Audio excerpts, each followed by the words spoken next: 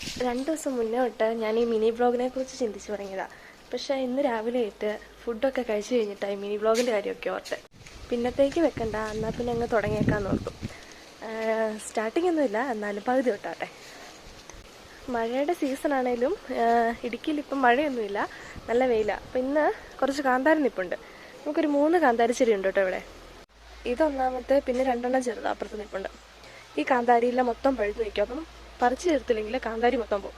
കാണുമ്പോൾ ഒത്തിരി ഉണ്ടെങ്കിലും പറിച്ചു കൂട്ടുമ്പോൾ ഈ ഒരു പാത്രത്തിലുണ്ടാവുള്ളൂ. ഈ കാന്താരി മൊത്തം പറിച്ചു കൂട്ടിയിട്ട് നമ്മൾ പുഴുങ്ങി അത് വെയിലത്ത് വെച്ച് ഉണക്കിയെടുക്കുക ചെയ്യുന്നത്. കുറേ നാളത്തേക്ക് ഇരിക്കും. ഈ കാന്താരിയുടെ സീസൺ കഴിഞ്ഞാൽ, സീസൺ ഒന്നുമില്ല, കാന്താരി എല്ലാ സമയത്തും ഇവിടെ ഉണ്ട്. പിന്നെ ഈ പുറത്ത് പോകുന്നവർക്കൊക്കെ പാക്ക് ചെയ്ത് കൊടുക്കാനും ഒക്കെ പുഴുങ്ങിയിട്ട് ഉണങ്ങുവാണെങ്കിൽ നമുക്ക് ഉപകാരപ്പെടും. അതിന് വേണ്ടിയിട്ടാണ് ഇത് മൊത്തം പറിച്ചു വെക്കുന്നത് കേട്ടോ. കാന്താരി നമ്മൾ പറിക്കാതെ നിർത്തുവാണെങ്കിൽ ഈ കാന്താരി മരം പോവും, പിന്നെ അത് കഴിക്കാൻ പാടായിരിക്കും.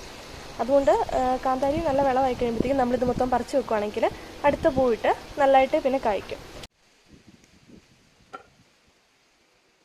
മുമ്പേ നിന്ന സ്ഥലത്ത് ഭയങ്കര വെയിലായി, അതുകൊണ്ട് ഞാൻ അടുത്ത കാന്താരി ചെടിയിലോട്ട് വന്നു.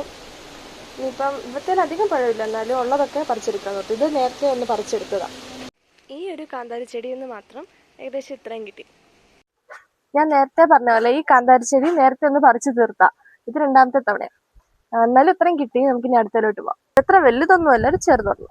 ഈ കാന്താരി മുമ്പത്തെ കാന്താരിന്റെ ഇത്ര വ്യത്യാസമുണ്ട്. ഈ കാന്താരിക്ക് ഇച്ചിരി കൂടെ എരിവ് കൂടുതലാണ്. നമ്മൾ അതങ്ങനെ കറിക്ക് സാധാരണ ഉപയോഗിക്കാറില്ല, എന്നാലും ഉണങ്ങി ഉപയോഗിച്ച് കഴിയുമ്പോൾ കുറച്ചുകൂടി ടേസ്റ്റ് ഉണ്ട്. 2ാമത്തെ കാന്താരി ചെടിയുടെ പറിച്ചപ്പോൾ ഇത്രയും കിട്ടിയിട്ടുണ്ട്. ഇനിയിപ്പോൾ നമുക്ക് ഒരെണ്ണോടുണ്ട്. ഇവത്തേല് നേരത്തെയും പറിച്ചിട്ടില്ല, അതുകൊണ്ട് ഇത്തവണ ഇവത്തെ കുറേ ഉണ്ട് പറിക്കാം. അങ്ങനെ കാന്താരി മൊത്തം പറിച്ചെടുത്തു. ഇത്രയും കാന്താരി കിട്ടി.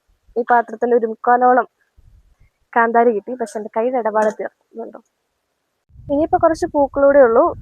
ഇതൊരു 2 ആഴ്ച കഴിയുമ്പോൾ ഇതുപോലെ തന്നെ ഇഷ്ടം പോലെ കാന്താരി ഉണ്ടാവും. അപ്പം അത്രേ ഉള്ളൂ ഇന്നത്തെ കാര്യങ്ങൾ. ഇനി വേറെ വിശേഷങ്ങളുമായി അടുത്ത വീഡിയോയിൽ കാണുന്നത് വരെ ബൈ.